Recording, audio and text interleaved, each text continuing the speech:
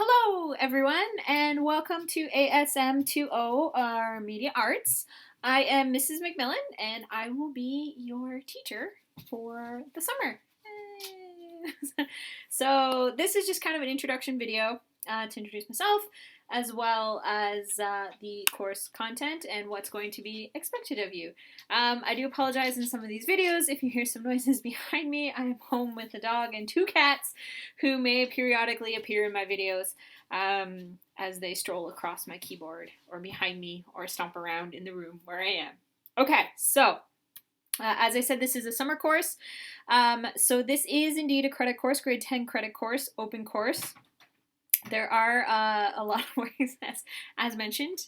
Kitty cat behind me here. That is Chloe, one of two. So you might see her again. This is a credit course, so that means there is work involved. You need to stay on top of your work. It's an easy course. It really is. It's not anything overly difficult, but if you do fall behind, it will be a lot to get caught up. And I cannot stress that you need to use your time wisely on this. This is a lot of independent work. If we were in the classroom, generally what I would do is on the Monday, we would have a chat. I would introduce your project for the week, and I then kind of turn you loose for the week, and you have the week. I am there if you have questions or if you need me or anything to that effect. So I will be around if you do need me. So you have a lot of independent work that you're going to be doing with this course. So what is this course about exactly? What is media arts? So media arts is not actually, it does include visual arts, but not so much. This isn't really a visual arts course.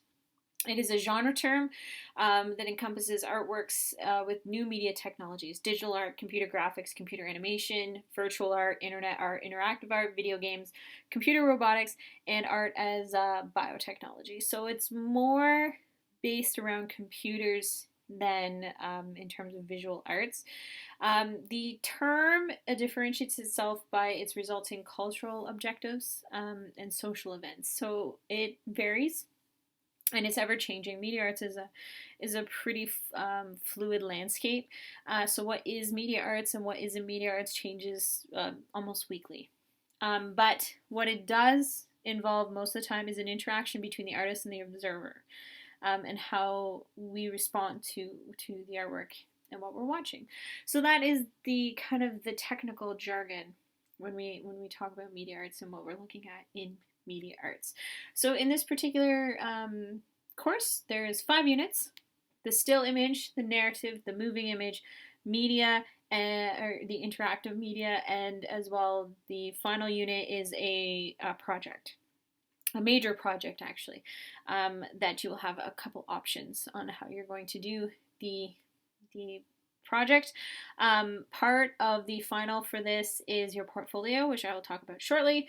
It's worth 15% of your overall mark, and then the other 15% is going to be your final assignment. There is no exam, so don't get flustered. There's no exam for this unit. There's no tests either. This is all project-based and assignment-based work that we are going to be doing. So yay! You're welcome. No exams.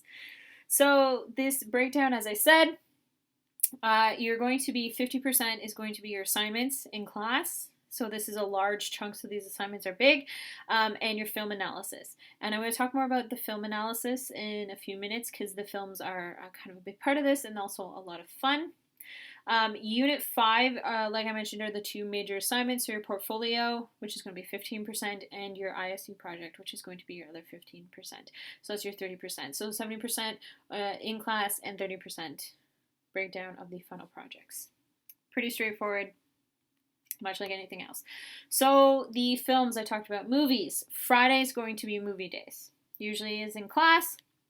What we're going to do is look at different movies from different genres. I usually like to pick out 6 that we watch, and then we analyze. So I'll be giving questions that you will answer, post to your portfolio, and take a look at each of the films. We're going to be watching a total of 6 films throughout this set. All available on Netflix, but if you do not have Netflix, don't worry. The films will be available to you via the Google Classroom, but if you do have Netflix, you You have access to subtitles if you need them as well, and they're all on Netflix. So they are there as well. So why do we spend so much time with film? Because one of the largest sections of media arts and one of the most prevalent and culturally relevant in society is film and recording. It's so much so, like if you look at things like TikTok, that is recording. Movies that we watch, documentaries, all that sort of stuff. So films plays a huge role in our everyday life. And media arts itself is in every aspect of filmmaking, from being an actor in the film to art direction to CGI to practical effects to visual effects, just costuming, to name a few. So it's huge business in terms of films. And as we're looking at these different films, I've picked them out specifically for a reason, whether it's in terms of the directorial style or the animation style or what have you. There's a reason, there's a method to my madness. You will have, as I said, the questions to go along with your film.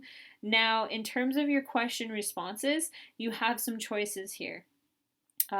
Your questions to your films must be posted to your portfolio, yes, but you have an option on how you're going to go about that. You may type out the answers to your questions and post them to your portfolio, which is totally acceptable.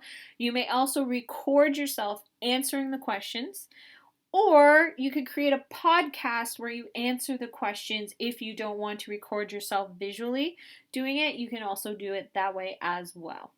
Okay, so your portfolio is something you should, if you don't know what I'm talking about with the portfolio, go back right now to where it says portfolio and YouTube channel setup and watch that video on how to set up your portfolio and what is your portfolio. So make sure you have that. You're using Google Sites.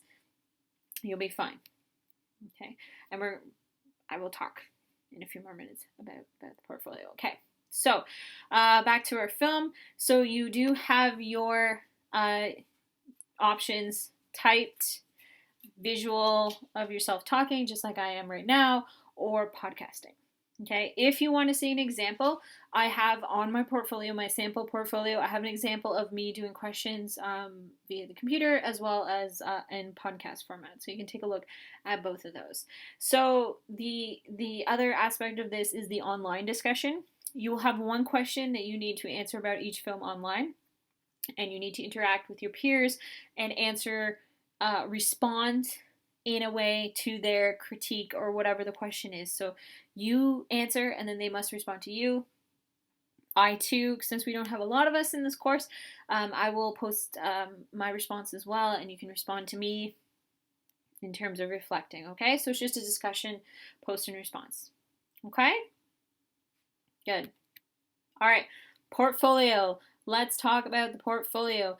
You are going to need a portfolio. Here's a screen cap of my portfolio that you are going to be using. If you don't know how to set up your portfolio on Google Docs as part of your Google Docs, that is, go back right now up the Google Classroom and check out setting up portfolios as well as your YouTube channel, which is the second thing. You are going to need a YouTube channel. This is my YouTube channel right here. I'm actually wearing the same shirt as I am in that video from like 4 weeks ago. So this is my YouTube channel. Yes, this is my actual channel. You'll notice I have mine kind of branded with what I am and that sort of stuff. So that's all together there if you need it as well. I only have 8 subscribers. I'm not a very popular YouTuber. Not yet. But you will need the YouTube channel, because when we get into filmmaking and filming yourself, you are going to need, it's easier if you can upload your stuff to Google and, upload your stuff to YouTube and then just post it into your portfolio that way. It's a lot more easier. Trust me, uploading every single video to your Google account is going to be painstaking. So don't do it that way. Use YouTube. It makes your life so much easier. If you're not sure how to set it up, as I said, go back. I have an entire video dedicated to how to set up a YouTube channel. Okay. All right. Your process, your portfolio is where you're going to post everything that you do. Okay. It's going to be created using Google Sites. I posted mine as an example of how to do that along with this video.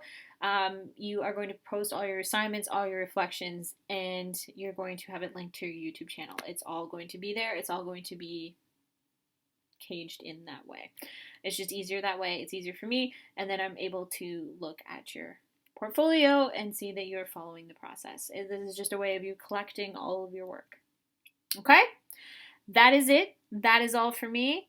If you have any questions, please feel free to answer. Hope I kept this as short and sweet and as thorough as I possibly could. Okay, guys, that's it for me, and I will see you guys in the next video.